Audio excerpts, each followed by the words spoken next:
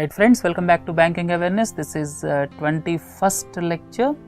We are going to discuss on cooperative banks and regional rural banks. Please look into this slide. Some logos of cooperative banks are given. Abhyudaya Cooperative Bank, Andhra Pradesh State Cooperative Bank, then Saraswat Bank. These are examples of cooperative banks, and we are going to discuss what is a cooperative bank and what is a regional rural bank. Before going into that, I would like to tell a brief about what was the focus before 2000 and what is the focus after 2000.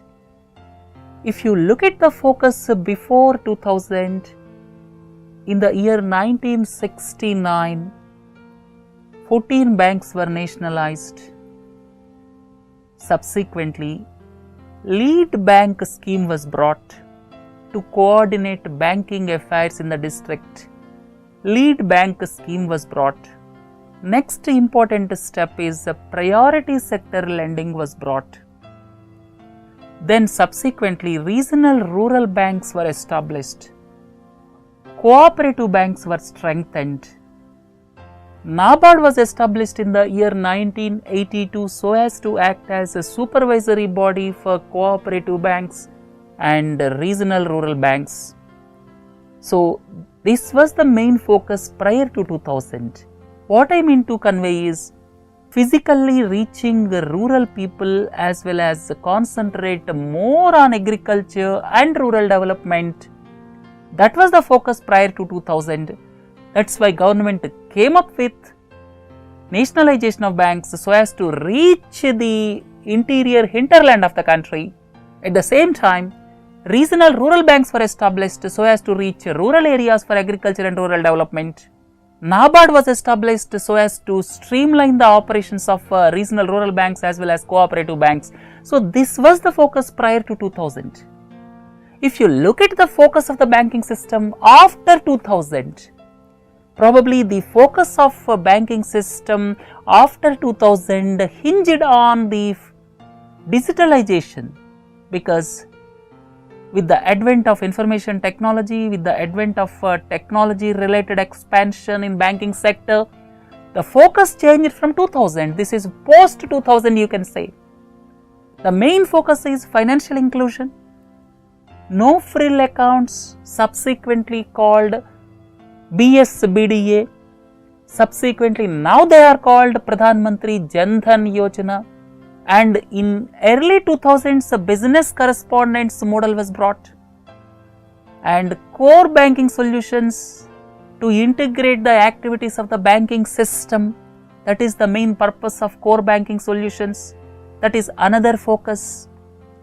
Then mobile banking, you are able to transfer money by using mobile banking. Kisan credit cards were given. Kisan credit cards were developed by NABARD. Then now linking with Aadhaar is expected to go on shortly. That is the JAM, Jan Dhan Yojana bank account, Aadhaar and mobile number linkage. By linking all these three, then what will happen? Duplicacy can be eliminated.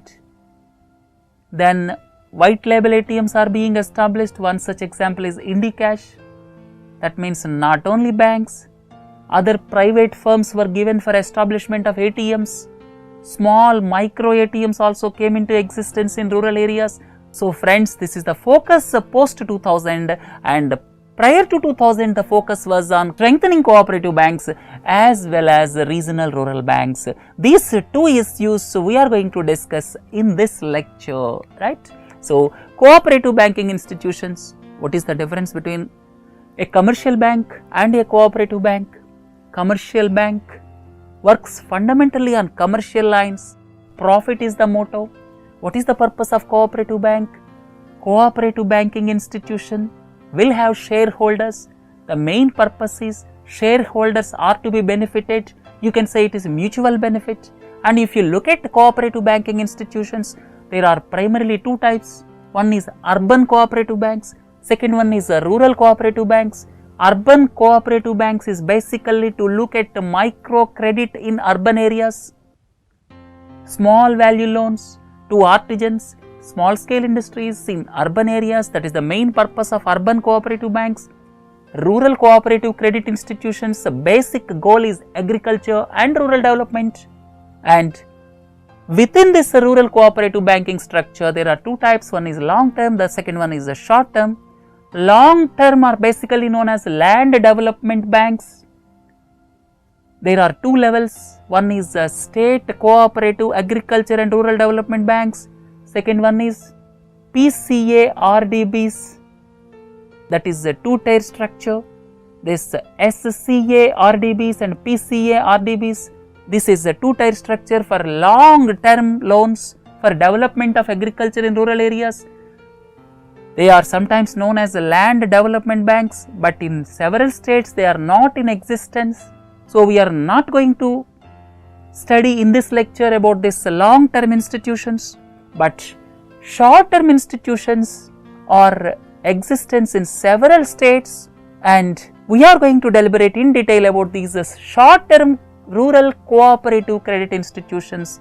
Normally this is a three-tier structure: state level, state cooperative bank, then district central cooperative bank at district level, then at village level that will be PSCS or primary agricultural credit societies.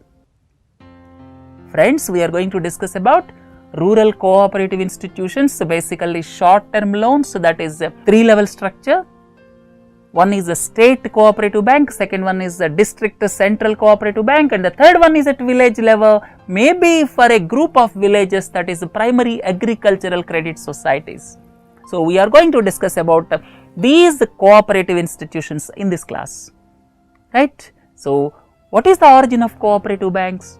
These cooperative banks were originated in India subsequent to the enactment of Cooperative Credit Societies Act of 1904. However, cooperative central banks were established subsequent to the new act passed in 1912, and subsequently McLagan Committee in the year 1915 gave some recommendations, and Anyanya Cooperative Bank, Vadodara was the first cooperative bank to be established not only in India but also in Asia, and these cooperative banks accept deposits just like banks and also grant loans. And if you look at the cooperative banking structure, for long-term loans, land development banks, we are not going to discuss now.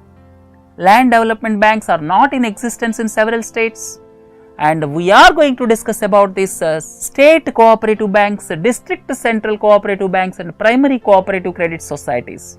This is one structure basically for development of agriculture and rural development in rural areas. And for small value loans, that is primary or urban cooperative banks. Right, friends? So about this three-tier structure of cooperative banking system, the main aim is rural financing for agriculture, small scale sector, rural artisans, and three things I would like to tell you. Issue and cancellation of license lies with Reserve Bank of India. Since it is a cooperative form of institutions, they have to register with the registrar of cooperative societies of respective state, and to function as a banking institution, issue and cancellation of license lies with Reserve Bank of India. Second one is administrative control is with the state government. Third important point is policy guidelines or supervisory control is exercised by NABARD, and it will be federal in structure with the distinct jurisdiction and control. It will have distinct jurisdiction. What I mean to say is, Odisha State Cooperative Bank cannot establish a bank in Andhra Pradesh or West Bengal. That means their jurisdiction is limited, right? So this is basic structure and basic regulators with regard to the rural cooperative banks. If you look at urban cooperative banks, they are called primary cooperative banks sometimes. So primary cooperative banks or urban cooperative banks are one and the same. The main aim is microfinance to urban poor, normally situated in urban areas. There will be shareholders. They are controlled by state governments and Reserve Bank of India. NABARD has got no role here, because they are not concerned with rural lending. Then issue and cancellation of license lies with the Reserve Bank of India, and their main loan portfolio is small scale industry, housing, gold loans, personal loans. Let us discuss this three-tier structure in detail. The first one is state cooperative banks. This is called Apex Bank. Examples I have given: Odisha State Cooperative Bank, Andhra Pradesh State Cooperative Bank, Gujarat State Cooperative Bank. They get their funds from general public by mobilizing deposits. Not only that, they will have access to finance from NABARD at low interest rates. That is called refinancing. NABARD will give loans to state cooperative banks at a low interest rate, and in turn state cooperative banks will pass on the benefit to lower banks. So that is called refinancing. So state cooperative banks will get their deposits from public. Not only that, they will get refinance from NABARD. Second important point is they grant loans and advances to central cooperative banks and supervise their functioning. I have already told you central cooperative bank will be at the middle level or at the district level. So the main purpose of this Apex Bank or state cooperative bank I have given here. But what are the main defects? It mixes up commercial banking as well as cooperative banking. It collects deposits, it gives loans, so it is into commercial banking. Not only that, it is doing cooperative banking activities by giving less interest loans to agriculture and rural development. And several state cooperative banks have insufficient share capital. And the most important thing is, administratively they are managed by state governments, and sometimes they are into poor management by state governments. So main purpose of state cooperative banks and main defects I have given here. If you look at cooperative central banks, they are at the district level, like the Thane District's Cooperative Central Bank Limited, that is in Maharashtra. The Warangal District Cooperative Central Bank Limited, that is in Telangana. Cuttack District Central Cooperative Bank, that is in Odisha. Like that, each district may have this central cooperative bank. At top level state cooperative bank will give loans to district central cooperative bank, and in turn district central cooperative bank will pass on the benefit to primary agricultural credit societies. So the duties I have given here, they are established based on Cooperative Societies Act of 1912. They are at the middle level or second tier. First is state cooperative bank, then district central cooperative bank, and at the lowest tier is PSCS. I have already told you they get finance from state cooperative banks, and they keep a watch on the functioning of PSCS, right? So this is a district central cooperative bank structure, and they may have several branches in the district also. So main defects, some are financially and organizationally weak, as I have already told you. They mix up commercial and cooperative banking, and at the same time the most important aspect is that they do not have any mechanism to look into the creditworthiness of PSCS. PSCS is at the lower level, at the village level, and they don't have any mechanism to look at the creditworthiness of PSCS. That's why sometimes financial viability of these district central cooperative banks is in question, and regulatory framework is weak because these cooperative banks administered by respective state governments. Right? Look at the last tier, that is at the village level, that is primary agricultural credit societies. They may be available in one village or maybe a group of villages, and association of persons. This is nothing but association of persons living in a particular locality, living in a particular hamlet, living in a particular village, and 4, 5, 10 villages also can have one group of one PSCS, right? So each member contributes to the share capital of the society. Normally nominal share capital will be there from each and every person, and this is the lowest rung in the cooperative credit system, and above it district central cooperative bank will be there. So, District Central Cooperative Bank will look after the working of PACS, right. So, remaining things I have given here, please go through them. What are the main defects? Main defects are fail to fulfill the credit needs of small farmers and tenants, and most of them are financially unviable, and they have failed to fulfill the diverse credit needs of farmers, but they are successful no doubt to some extent. In some states they are highly successful, but in some states due to the poor administrative framework they are into failures. And if you want cooperative banking system as a whole, is it a successful experiment or a failure experiment? If you ask a straight question, please look into this. It is successful up to some extent. It provided cheap credit to farmers, saving them from the clutches of money lenders, because money lenders are charging huge interest rates. So, cooperative banking system is successful up to the extent they are able to bring out the farmers from the clutches of money lenders. Definitely some of the small or marginal farmers are benefited. And at the same time, please don't forget, it promoted the savings habit among the rural people, because several villages even today do not have bank branches. That's why PSCS inculcated the habit of saving in rural areas also. But if you look at failures, excessive overdues in villages, people take loan, but deliberately some people will not pay back, and there will be some political angle to it, because PSCS are normally controlled by the persons having political connections in several states. That is the biggest drawback of this PSCS. Inefficient societies, political interference, multiple controls. If you look at the cooperative banking system as a whole, it is multiply controlled.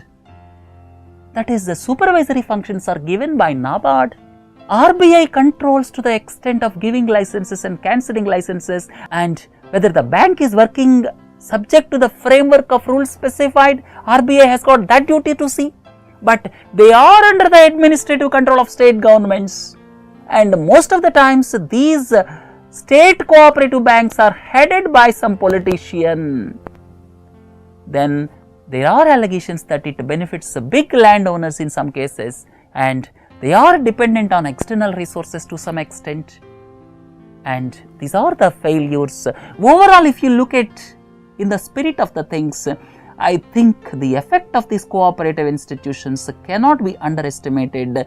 No doubt they have brought several farmers out of the clutches of the money lenders who used to charge exorbitant interest rates. Right friends, this is about the cooperative banking system. If someone asks you whether it is success or failure, definitely there is a case for success for small and marginal farmers. But there are weaknesses in the cooperative banking system also. I have listed out here. So be frank in admitting there are failures, and at the same time, please do mention successes when you are discussing about any financial institution. Right friends, regional rural banks. Please look into this slide. Vananchal Gramin Bank, Karnataka Vikas Gramin Bank, Dena Gujarat Gramin Bank, Uttaranchal Gramin Bank. These are examples of rural banks.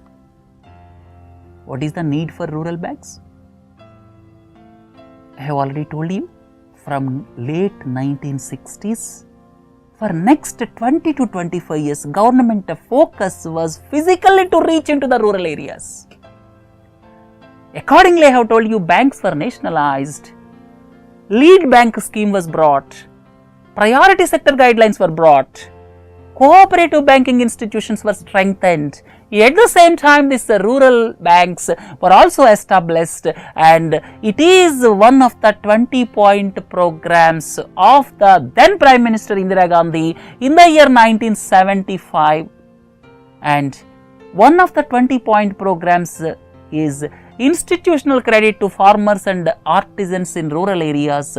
So keeping that in mind, these rural banking institutions were established by promulgating an ordinance on 26 September 1975, subsequently regularized through Rural Banks Act of 1976. So the main purpose is to provide credit to small farmers, marginal farmers, agricultural laborers, artisans, and to develop entrepreneurs in rural areas.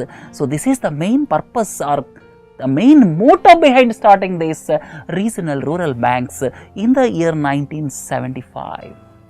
I have given salient information. First RRB, Prathama Gramin Bank. Date of inauguration on October 2nd, Gandhi Jayanti Day in the year 1975. Please don't forget, at that time India was under emergency, and first 5 sponsored banks I have given there. And please don't forget, United Commercial Bank, subsequently its name got changed to UCO Bank. First 5 RRBs were started in 4 states, Moradabad and Gorakhpur in Uttar Pradesh, Malda in West Bengal, Jaipur in Rajasthan, Bhiwani in Haryana. Initial authorized capital was rupees 5 crore. Share of the organizations, central government will have 50%, state government 15%, sponsored bank 35%. But friends, please don't forget, 2 things primarily changed subject to the Regional Rural Banks Amendment Act of 2015. Recently, central government brought Regional Rural Banks Amendment Act of 2015. As per that, the authorized capital is raised to rupees 2000 crore. Originally, the authorized capital was rupees 5 crores. Now, the central government raised it to rupees 2000 crores. That is the first change. Second change is, initially when the banks were established, the share was 50, 15, 35. But now that is also modified. And now, as per this Amendment Act, the combined share of central government and the sponsored bank will not be allowed to go below 51%. That is the only stipulation. As per the RRB's Amendment Act of 2015, the combined share of a center and a sponsored bank together will not be allowed to go below 51%. That means center and sponsored bank put together should maintain 51% share. This is the major change. And features of rural banks. Rural bank is a scheduled commercial bank for all practical purposes, and all these will be enlisted in Schedule 2. And this regional rural banks, it is a scheduled commercial bank. Area of operation is limited to specific region. That means if I say Dena Gujarat Gramin Bank, certain districts will be allocated to it. It can open branches and it can conduct its operations only in those areas. Then normally interest rates will be slightly less when they are granting loans, and they enjoy many concessions and privileges, especially from NABARD. And various functions, accepts various types of deposits, loans and advances to marginal farmers, agricultural laborers, rural artisans. So these are the functions. And if you ask a question whether they are successful or not, initially the number of rural banks were high and they were into losses. Subsequently, A.M. Khusro Committee on Agricultural Credit Review recommended merger with the sponsor banks. A.M. Khusro Committee recommended to merge all these rural banks with their sponsor banks, but subsequently M.C. Bhandari Committee suggested amalgamations of smaller rural banks into bigger rural banks. Now government following M.C. Bhandari Committee recommendations, and now the government is in the process of amalgamating rural banks. Now around 56 rural banks are there in the country. And if you ask what is the reason for failure, they are not that successful as anticipated, because the reasons for failure are they are into losses because their operations are restricted only to rural areas. And when bank branches are opened only in rural areas, how they become financially viable? That is the biggest question mark.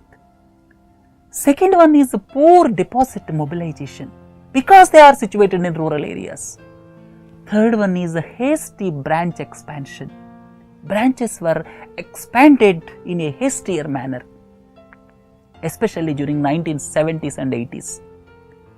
Next important aspect is inefficient staff. Why?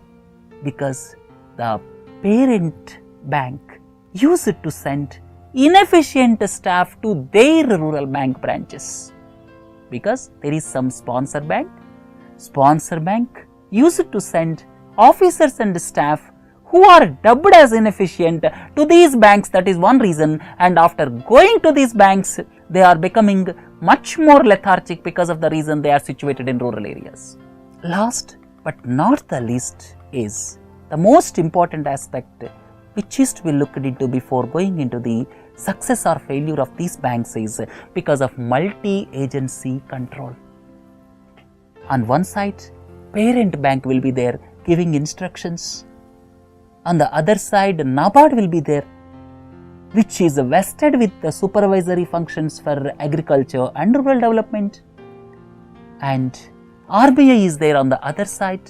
So, because of all these reasons, and at the same time, as these branches are situated only in rural areas, their financial viability is in question. So, because of these reasons, they are not that successful. But overall, one thing is certain, that banking services to the rural areas were made possible because of all these efforts made by the central government, that is strengthening cooperative banks, establishing rural banks, nationalizing banks, then expanding their reach to rural areas, and now because of technological intervention, banks are being expanded to remote areas by utilizing the technology available.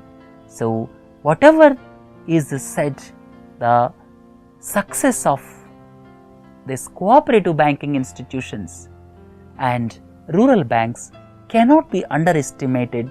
They have to be given their due weightage when you look at the elimination of poverty in rural areas. But the final point is, they can be further strengthened so as to achieve the goal of financial inclusion and financial deepening in the country. Right friends, please do join for 22nd module.